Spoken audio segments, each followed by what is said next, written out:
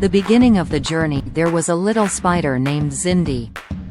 Itsy wasn't like other spiders. She was small, with silvery threads that glimmered in the sun. She lived in a cozy little nook of a giant mango tree, which stretched its branches high into the blue sky. Itsy loved the village, with its colorful houses, the lively chatter of the birds, and the soft, sweet scent of flowers that filled the air. Itsy's best friend, Kofi, was a tiny beetle with shiny wings that fluttered like the softest whispers of the wind. They spent their days playing together, exploring the meadow and climbing the tall grass. But there was one thing that Itsy loved most of all: spinning webs. She was very good at it. Her webs were delicate, like silver lace, and she spun them in the tallest trees and the most beautiful flowers. One sunny day, Itsy decided it was time to create her most beautiful web yet. She wanted it to be the grandest, the most sparkly web in the whole village. So, she set off on an adventure to find the perfect spot. The adventure begins. Itsy scurried across the ground, her little legs moving quickly, with Kofi flying beside her. They traveled past the lively village, where the people of the village, like Amara, a kind-hearted girl with a bright smile, and Rami, a clever boy who loved to draw, were busy with their everyday tasks. Itsy waved to them as she passed, feeling the warm sun on her back. They reached the edge of the village, where the forest began. The forest was mysterious, with trees so tall they seemed to touch the sky. Itsy was excited but a little nervous. She had never been this far from home before. But Kofi reassured her that they would be fine. Together, they could face anything. The deeper they went into the forest, the more magical it seemed. Birds with feathers of every color flew above them, and soft, glowing mushrooms dotted the path. Itsy's eyes sparkled with excitement. She knew this was the place. She could already imagine the web she would spin, shimmering between the branches of a great, old tree that stood in the center of the forest. The perfect tree. At last, they found the perfect tree. It was enormous, with roots that twisted and curled like a giant's fingers. Its leaves shimmered with all the colors of the rainbow, and its bark was smooth and silver, as though it had been polished by the moonlight. Itsy climbed up the tree with Kofi close behind her. When they reached the top, Itsy marveled at the view. Below them was a vast expanse of green, with the river winding like a ribbon through the landscape. Itsy knew this was where she would spin her grand web. She carefully began to work, weaving the silken threads across the branches of the tree. Her legs moved quickly and skillfully, and soon the web began to take shape. It shimmered in the sunlight, looking like a delicate lace curtain. It was so beautiful that even the birds stopped to admire it. But as Itsy worked, something strange began to happen.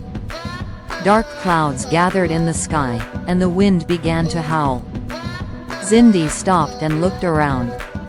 She had never seen the sky turn so dark so quickly. The trees swayed, and the leaves rustled loudly, as if they were whispering to each other. The storm came suddenly, with the wind blowing so hard that Itsy's web began to shake. The rain started to fall in heavy drops, each one as big as a pebble. Itsy's beautiful web, which she had worked so hard on, began to tear. The wind howled louder, and the rain turned into a torrent. Itsy clung to the tree, but she was scared. She had never seen such a fierce storm before. Kofi fluttered around her, trying to protect her from the rain with his wings. But it was no use. The storm raged on, and soon, Itsy's web was gone, torn apart by the powerful winds. Itsy felt sad and disappointed.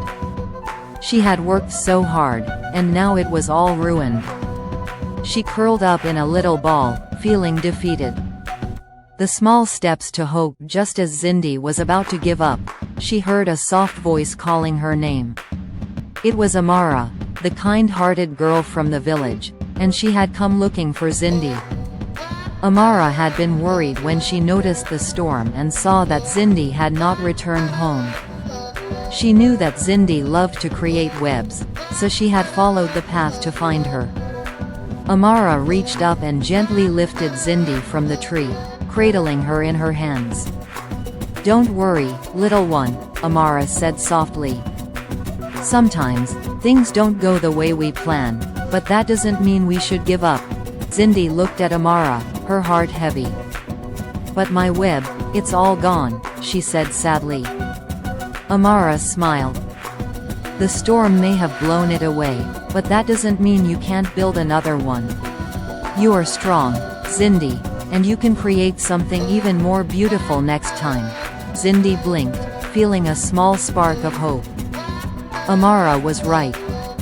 The storm had been fierce, but she didn't have to let it stop her. She could try again. With the help of her friends, she would build a new web, stronger and more beautiful than the last one. The new beginning. The next day, the storm had passed, and the sky was clear once again. Zindi, Kofi, and Amara returned to the forest. This time, they found a new tree, even grander and taller than the one before. It had bright, golden leaves that fluttered in the soft breeze. Zindi looked at the tree and felt a new sense of determination. With Amara and Kofi cheering her on, Zindi began to spin her web once more.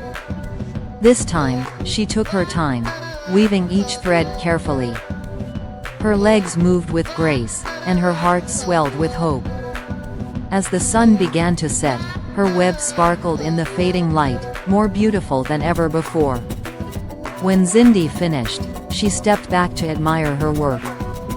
The web shone like a golden necklace draped across the tree, reflecting the soft light of the moon. It was a masterpiece, one that she was proud of. And as the stars twinkled in the night sky, Zindi knew that no matter what happened, she would always be able to rebuild and create something beautiful again. The lesson learned at Zindi's web became a symbol of hope for everyone in the village.